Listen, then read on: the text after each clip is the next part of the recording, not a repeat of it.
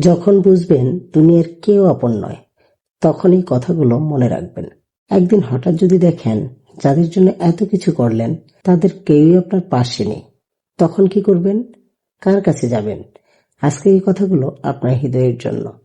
প্রিয় ভাই ও বোন, মানুষ জীবনে সবচেয়ে বেশি কষ্ট পায় কোথায় জানেন?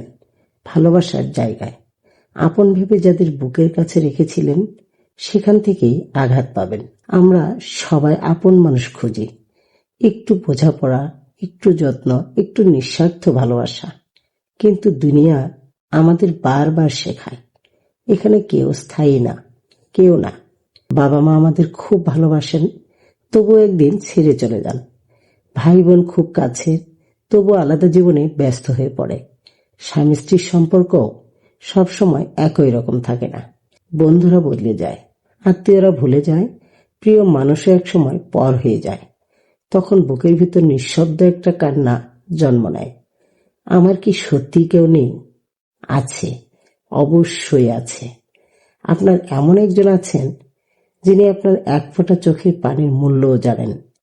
আপনি মুখে না বললেও যিনি হৃদয়ের ভাষা বোঝেন, তিনি আপনার রব। মানুষের ভালোবাসা কমে যায়, রবের ভালোবাসা কমে না।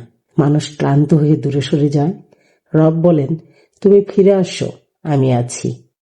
আপনি যখন সবার কাছে অবহেলিত, তখনও তিনি আপনাকে গুরুত্ব দেন। আপনি যখন নিজেকে মূল্যহীন ভাবেন, তখনও তিনি আপনাকে সম্মানিত বানাতে চান।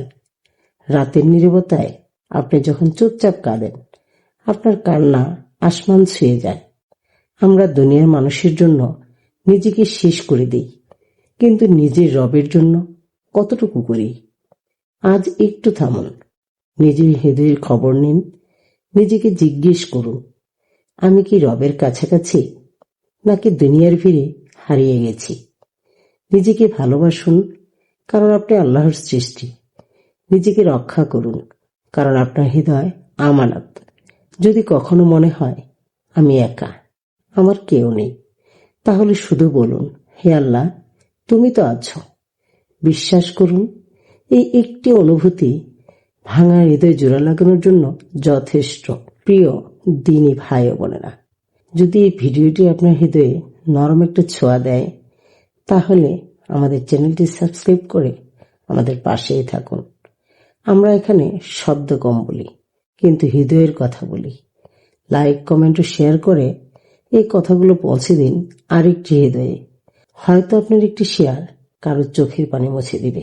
ধন্যবাদ।